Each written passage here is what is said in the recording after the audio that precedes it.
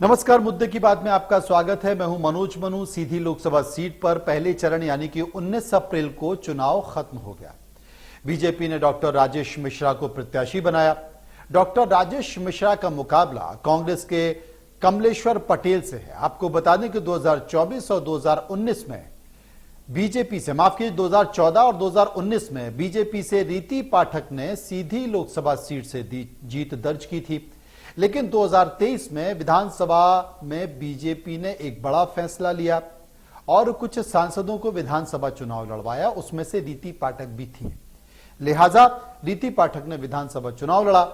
अब पार्टी ने इस बात को लेकर चिंतन किया कि लोकसभा किसे लड़ाया जाए और वो नाम निकल कर आया डॉक्टर राजेश मिश्रा का। हालांकि डॉक्टर राजेश मिश्रा ने नाराज होकर पार्टी छोड़ दी थी, लेकिन बाद में पार्टी ने उन्हें टिकट दिया और उन्हें लोकसभा का प्रत्याशी बनाया और डॉक्टर राजेश मिश्रा चुनाव लड़ चुके हैं, चुनाव हो चुके हैं। 4 तारीख का इंतजार है। ऐसे में डॉक्टर राजेश मिश्रा हमारे साथ मौजूद होंगे। उनसे हम समझने की कोशिश करेंगे कि यह चुनाव कैसा रहा और आने वाली स्थिति में चुनाव क्या कहने जा रहा है, परिणाम कैसा आ रहा है और अगर आएगा तो सीधी को उनसे क्या मिलेगा। डॉक्टर राजेश मिश्रा, आपका स्वागत है इंडिया न्यूज पर।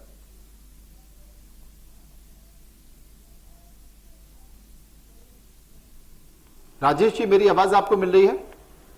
जी जी जी।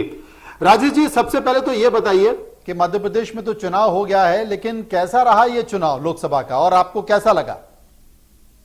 लोकसभा का चुनाव सीधी लोकसभा में बहुत अच्छा रहा और इसके पहले भी सीधी में लोकसभा का चुनाव हमेशा भारतीय जनता पार्टी के लिए सकारात्मक रहा है।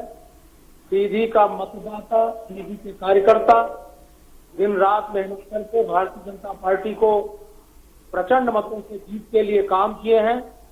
और मैं समझता हूं कि जिस तरीके से पूरे देश का भारतीय जनता पार्टी के पक्ष में चुनाव चल रहा है, सीधी उसी में से एक है। जी राजेश जी, अगर सीधी की स्थिति को देखा जाए, क्योंकि सीधी एक ऐसी लोकसभा है जो कि कई मायनों में महत्वपूर्ण मानी जाती है और विंध्य को लेकर भारतीय जनता पार्टी की चिंता काफी रही है। पार्टी ऐसा मानती थी कि चाहे वो रीवा हो, सीधी हो, सतना हो, ये तमाम वो सीटें हैं जिनको लेकर काफी मशक्कत पार्टी को करनी पड़ी और आपने वहां पर उपस्थिति दर्ज की। तो क्या माना जाए कि रिकॉर्ड टूटेगा इस बार आप के जीत का, या कहीं ना कहीं प्रत्याशी कमजोर रहा, या बीजेपी के तमाम नेताओं से आपको जो उम्मीद थी वो उम्मीद पूरी नहीं हो पाई? देखिए, निश्चित तौर से इस बार सीधी भर का नहीं, मैं समझता हूं कि पूरे देश का रिकॉर्ड टूटेगा। अच्छा। और सीधी में भारतीय जनता पार्टी की प्रचंड जीत होगी। माननीय हमारे यशस्वी प्रधानमंत्री नरेंद्र मोदी जी के नेतृत्व में हमारे सभी कार्यकर्ता एकजुट होकर के, और जितना पहले कार्य करते थे 2014 में 19 में कार्य किया है पार्टी के लिए, उससे ज्यादा प्रचंड मतों से विजय के लिए लोग संकल्पित हैं और जीत होगी, इसमें कोई दो राय नहीं। तो राजेश जी, अभी तक मध्य प्रदेश में जो चर्चा चल रही है, मध्य प्रदेश में ये माना जा रहा है कि देश में जो अच्छे वोटों के साथ जीत दर्ज होने वाली है, अंतर है, वो एक तो इंदौर सीट मानी जा रही है। शिवराज सिंह चौहान भी संघर्ष कर रहे थे इसी बात को लेकर के मध्य प्रदेश में और रिकॉर्ड बनाए। बीडी शर्मा जो कि प्रदेश अध्यक्ष हैं, वो भी ये मान रहे थे कि भाई रिकॉर्ड के साथ होनी चाहिए और प्रदेश में नंबर 1 होनी चाहिए। लेकिन आपका ये कहना है कि सीधी सबसे ज्यादा देश में रिकॉर्ड बनाएगा अंतरों में, ऐसा मानना है? देखिए, परसेंटेज के हिसाब से वोटिंग जरूर थोड़ी कम हुई है, इसलिए कि जिस दिन वोटिंग थी उस दिन बहुत ज्यादा शादियां थी हमारे क्षेत्र में, और हमारे क्षेत्र में शादियों के माहौल को लोग बड़े उत्सव के रूप में मनाते हैं। फिर भी हमारे यहाँ 56.5%, 56.5% लगभग वोटिंग हुई है। और परसेंटेज के हिसाब से हमारे अभी तक के जो भी रिकॉर्ड हैं, वो रिकॉर्ड में हम कहीं पीछे नहीं रहेंगे। और ये तो मैं नहीं कह सकता हूं कि सीधी सबसे ज्यादा प्रतिशत से जीतेगी, इसलिए कि सबसे ज्यादा प्रतिशत से जीतने की हमारे यहाँ बहुत सारी सीटें हैं। हमारे यशस्वी पूर्व मुख्यमंत्री शिवराज सिंह जी चौहान की सीट है, हमारे प्रदेश के यशस्वी अध्यक्ष सम्मानीय बीडी शर्मा जी की सीट है, इंदौर की सीट है, हमारे यशस्वी ये तो मैंने ही आपको बताया है। उसमें सीधी नहीं रहेगी, आप ये निश्चित रहिए। नहीं, मैं तो निश्चित हूं, लेकिन आपने सही कहा, क्योंकि एक तो प्रचंड गर्मी चल रही है और मतदान चूंकि सीधी में बहुत कम हुआ है, तो प्रचंड गर्मी चाहिए, तो क्या सूर्य देवता और पंडित जी जो हैं उन्होंने शादियों के मुहूर्त ऐसे टाइम पे निकाल दिए जब वोटिंग थी, दो लोगों ने आपके खिलाफ साजिश कर दी लगता है? ऐसा नहीं है, शादी का मुहूर्त पहले था जी चुनाव का जो मुहूर्त है वो बाद में आया। शादी का मुहूर्त तो आप जानते हैं हमारे सनातन संस्कृति में पंचांग जब बनता है जी तो 2 साल पहले ही मुहूर्त निकाल दिए जाते हैं। लेकिन निश्चित तौर से निर्वाचन आयोग ने इस क्षेत्र में शादी का इतना उत्सव वातावरण होता है तो ठीक से स्टडी शायद नहीं हुई हो। और शादियां तो हमारे यहाँ लोग बहुत उत्सव से मनाते हैं, उस दिन गर्मी भी बहुत थी। और दूसरा महुआ का सीजन, हमारे यहाँ एक महुआ की खेती होती है जिसमें जो गरीब तबका है जंगलों में महुआ बीनने चला जाता है पूरे परिवार के साथ। कटाई का भी समय चल रहा था। तो जिस तरीके से पूरे देश में वोटिंग हुई है तो सीधी की वोटिंग हमारी एवरेज है, इतनी कम नहीं, इसको नहीं मानते। सीधी में जितनी वोटिंग हुई है वो काफी हुई है, आपका ये कहना है, इसे कम नहीं माना जा सकता। अब राजेश मिश्रा साहब, चूंकि आपको विधानसभा का टिकट नहीं मिला, आप नाराज हो गए, पार्टी के नेता कहने लगे साहब के खाम खाम में डॉक्टर साहब नाराज हो रहे हैं, इनको पता ही नहीं है कि पार्टी ने इनके लिए क्या तय किया है, और आपने नाराज होकर इस्तीफा दे दिया था। तो क्या आपने सोचा था कि आपको लोकसभा का टिकट मिल जाएगा? क्योंकि आप तो ये सोच चुके थे कि जब विधानसभा का टिकट हमको नहीं दिया तो लोकसभा का क्या टिकट हमको देंगे? देखिए, मैंने पार्टी से इस्तीफा नहीं दिया था। मेरे पास कुछ काम थे, दायित्व थे, उन दायित्वों से मैंने कहा था कि मैं अभी इन दायित्वों को नहीं करूंगा। हाँ। मैंने पार्टी से इस्तीफा नहीं लिया था। मैंने कभी पार्टी की प्राथमिक सदस्यता अथवा पार्टी छोड़ने की बात नहीं कहा है।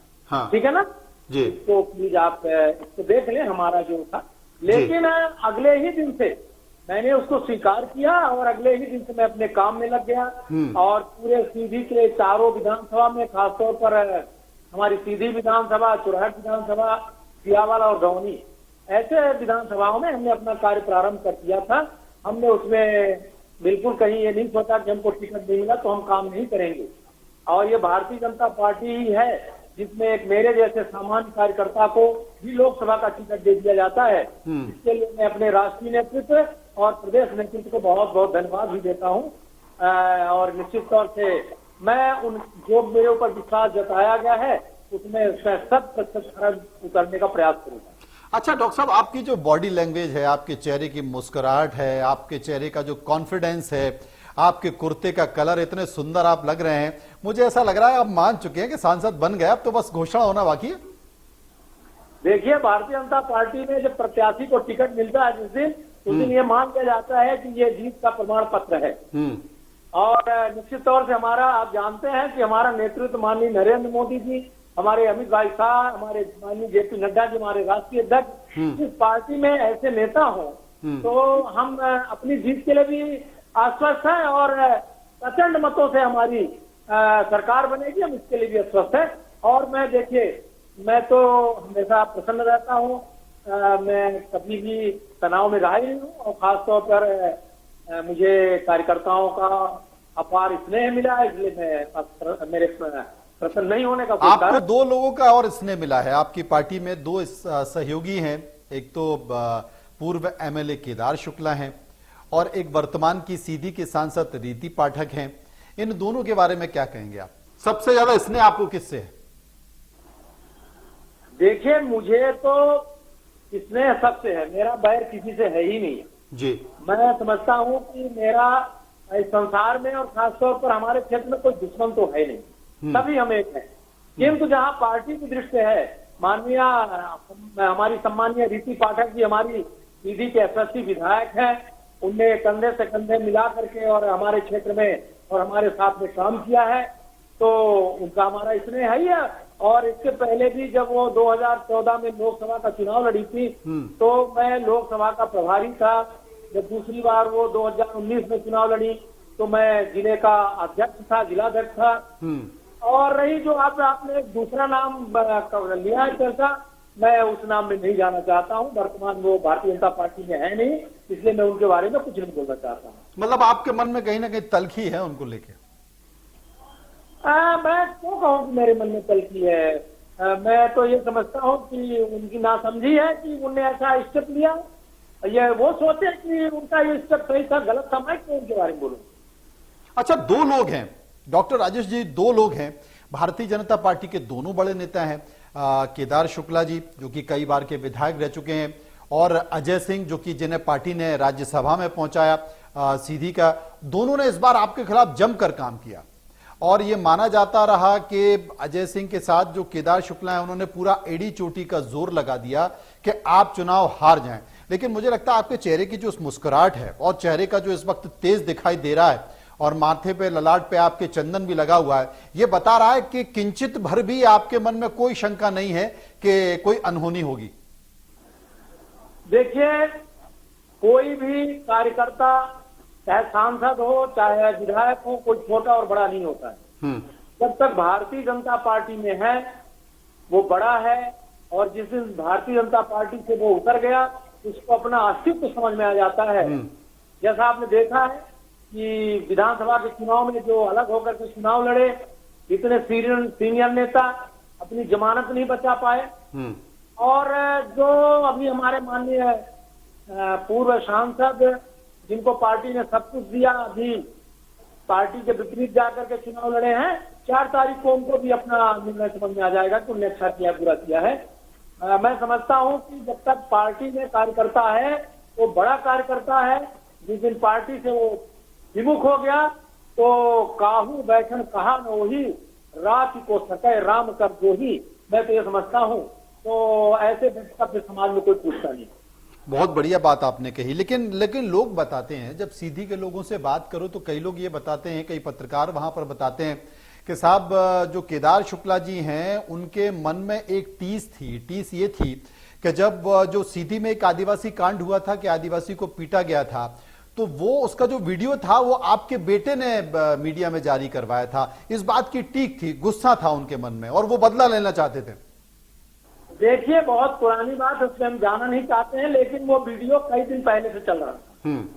अब बहुत सारी चीजें हैं, वीडियो ऐसे निकलते हैं, उसको कोई भी टच कर देगा तो वो समाज में, अब जिसका समाज में जैसा रीच है उस हिसाब से वो फिर वो पहुंचता है। मैं तो समझता हूँ तो वीडियो कोई नया वीडियो था, वो तो बहुत पुरानी था, बहुत पुरानी घटना थी और कई लोगों के पास वो घूम चुका था। और मैं नहीं समझता हूँ कि उसमें मेरा तो कहीं कोई मेरे जानकारी नहीं है और मैं उसमें कहीं संलग्न नहीं था। जी, राजेश जी, चूंकि 10 साल रीति पाठक जो हैं वो सांसद रही हैं सीधी से, बहुत सारी योजना है, क्योंकि सांसद के पास बहुत ज्यादा काम करने का अधिकार नहीं होता। बेसिकली देश की संसद में देश के लिए नीति निर्धारण का काम वहां होता है, लेकिन फिर भी जो केंद्र सरकार की योजना है उन योजनाओं को लाने का काम अपने अपने इलाके में वो सांसद करता है। बहुत सारी योजना है, चाहे वो NHI की हो, रेलवे की हो, कई सारी योजनाएं मैंने देखा है कि सीधी में लाने के लिए रीति पाठक जी ने प्रयास किया। आपके जहन में कुछ होगा, आपके मन में कुछ होगा कि मुझे सीधी के लिए ये करना है। जो हो चुका है वो तो ठीक है, हो सकता है कि उसे और आगे बढ़ाएं, लेकिन आपके मन में कोई रोड मैप होगा कि नहीं मुझे सीधी के लिए करना है। वो क्या क्या सीधी को आप अपने कार्यकाल में क्या देने वाले? देखिए, हम मेरे पूर्ववर्ती सभी सांसदों के द्वारा जो प्रयास किए गए हैं और अधूरे हैं, उन सभी अधूरे प्रयासों का सबसे पहले पूर्ण हो, मेरा ये प्रयास होगा। चाहे वो NH का हो, चाहे रेल का हो, वो भी अधूरे प्रोजेक्ट हैं, 1 साल के अंदर वो कंप्लीट हो, पहला तो मेरा ये प्रयास जी। दूसरा, सरकार की जितनी भी जन कल्याणकारी योजनाएं हैं जो केंद्र से आती हैं, उनका हमारे लोकसभा क्षेत्र में समान रूप से गरीब जनता को वो लाभ मिले, ये दूसरा प्रयास होगा। तीसरा, सीधी लोकसभा क्षेत्र में हमारे जो बेरोजगार युवक हैं उनको कुछ न कुछ उद्योग धंधे ले आकर के केंद्र से और उन्हें रोजगार का अवसर प्राप्त हो, ये मेरा प्रयास होगा। तो मैं समझता हूं कि ये करने के लिए मैं तन मन से और निरंतर 24 घंटे कार्य करूंगा। निश्चित तौर से सीधी में मैं अपने कार्यकाल में कुछ न कुछ ऐसा करने का प्रयास करूंगा जिससे सीधी का विकास जो अभी तक चल रहा है वो और तेज गति से हो। इसमें मैं कहीं कोई कसर नहीं छोड़ूंगा। आपने ठीक कहा। अगर विंध्य में देखा जाए, चाहे वो रीवा हो, सीधी हो, सतना हो, यहाँ के युवाओं के लिए बहुत ज्यादा विकल्प इस इलाके में है नहीं, और यही कारण है कि पलायन हो रहा है। एक सिंगरौली जरूर था, बड़ा औद्योगिक विकास वहां पर हुआ, लेकिन वहां पर भी वहां के युवाओं के लिए देखा जाए तो बहुत ज्यादा संभावना नहीं है। बाहर से लोग आ रहे हैं, उनको रोजगार मिल रहा है, लेकिन स्थानीय लोगों को उतना रोजगार नहीं मिल पा रहा है। इस मसले पर क्या कहेंगे आप? मेरा पूरा प्रयास होगा कि पहले स्थानीय लोगों को रोजगार मिले, और कुछ ऐसे विषय होते हैं जिसमें हमारे यहाँ के लोग प्रशिक्षित नहीं होते हैं, ऐसे लोगों को हमको बाहर से आउटसोर्स करना पड़ता है। ऐसे प्रशिक्षण केंद्र भी हमारे यहाँ स्थापित हो, हमारे यहाँ के नवयुवक ही प्रशिक्षित हो, उनको भी रोजगार मिले, और भविष्य में जो भी विस्थापन होगा उसमें हमारे सिगरौली के ही युवाओं को लाभ मिले, जो भी शासकीय योजनाओं का है। ये मेरा पहला प्रयास होगा, इसमें हम कोई कमी नहीं होने देंगे, ये निश्चित रहेगा। डॉक्टर साहब, वैसे तो जल्दबाजी है, लेकिन लंबे समय से मध्य प्रदेश के करीब करीब हर इलाके को केंद्र में प्रतिनिधित्व मिल चुका है, और विंध्य एक इलाका है। अर्जुन सिंह जी के बाद से केंद्र में उस तरीके से कोई प्रतिनिधित्व नहीं मिल पाया है। तो क्या हम केंद्रीय प्रतिनिधित्व के तौर पर, केंद्रीय मंत्री के तौर पर डॉक्टर राजेश मिश्रा जी को देख रहे हैं? भारतीय जनता पार्टी के कार्यकर्ता हैं, कार्यकर्ता के रूप में ही चुनाव लड़ रहे हैं, कार्यकर्ता के रूप में ही काम करते रहेंगे। मैं समझता हूं कितना पर्याप्त है। नहीं तो आप मना तो नहीं कर दोगे अगर केंद्रीय आपके नेता कहें कि नहीं राकेश जी कैबिनेट में आना है, तो बोलेंगे नहीं साहब मैं तो कार्यकर्ता के तौर पर ही काम करना चाहता हूं? कार्यकर्ता का मेन दायित्व ये होता है कि उसको जो भी काम दिया जाएगा उसको करेगा, कोई तो कार्यकर्ता है। तो चाहे बूथ का काम हो, चाहे लोकसभा का काम हो, चाहे राष्ट्रीय स्तर का काम हो। मैंने क्या कहा आपसे कि जहां भी हमको नियोजित किया जाएगा वहां हम निश्चित तौर से काम करने के लिए तत्पर रहेंगे। मैं तो एक सामान्य बूथ के कार्यकर्ता के रूप में भी काम कर चुका हूं, विधानसभा में काम कर चुका हूं, लोकसभा में काम कर चुका हूं, और प्रत्याशी के रूप में मैं हूं। तो मैं समझता हूं कि मेरे लिए इतना ही पर्याप्त है। बाकी संगठन हमारा जहां उपयोग करेगा उसके लिए मैं 24 घंटे तैयार रहूंगा।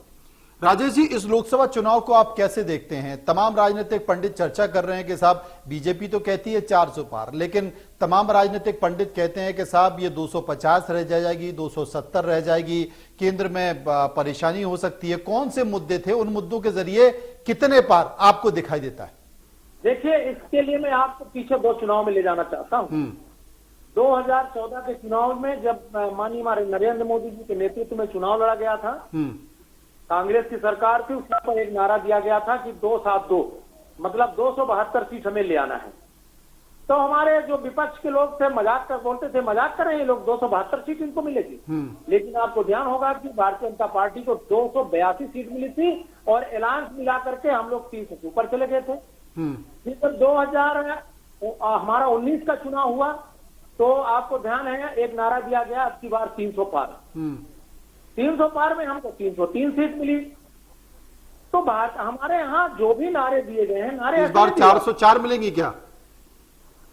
400 से ऊपर मिलेगा भारतीय जनता पार्टी को। कितनी मिलेगी मैं ये नहीं कह सकता हूँ, लेकिन मुझे अपने राष्ट्रीय नेतृत्व पर, माननीय नरेंद्र मोदी जी के नेतृत्व पर और प्रदेश राष्ट्रीय नेतृत्व पर मुझे पूरा विश्वास है कि जो टारगेट लिया गया है, और अब की बार 400 पार कोई हम लोग थोड़ी कर रहे हैं, ये जनता कह रही है, हमारे देश की जनता कह रही है। और तो मैं तो समझता हूँ कांग्रेस के हमारे जो राष्ट्रीय अध्यक्ष हैं खड़गे जी ने भी लोकसभा में कहा था कि अब की बार 400 भारतीय जनता पार्टी करेगी। तो इसलिए तो विपक्ष के लोग भी कह रहे हैं, उसको कोई जोड़ा नहीं है, मीडिया भी कह रही है। तो मतलब कुल मिला के ये मान लिया जाए कि जो 400 पार का जो नारा है उसमें एक सीधी लोकसभा जरूर होगी। 100%, इसमें कोई दो राय नहीं है। 400 की जो गुड़िया बनेगी माले की, उसमें एक सीधी भी लोकसभा क्षेत्र रहेगा निश्चित तौर से। बहुत बहुत शुक्रिया करेंगे डॉक्टर साहब आपका, और भविष्य के लिए आपको शुभकामनाएं भी हैं कि दिल्ली आप आइए, और जब 4 तारीख को रिजल्ट आएगा तो फिर आपसे बात करेंगे। बहुत बहुत शुक्रिया, बहुत बहुत धन्यवाद। मिलते जी। तो कुल मिलाकर इंडिया न्यूज पर मुद्दे की बात में इतना ही। बाकी खबरों के लिए आप चलते रहिए इंडिया न्यूज के साथ। मुझे दीजिए इजाजत, नमस्कार।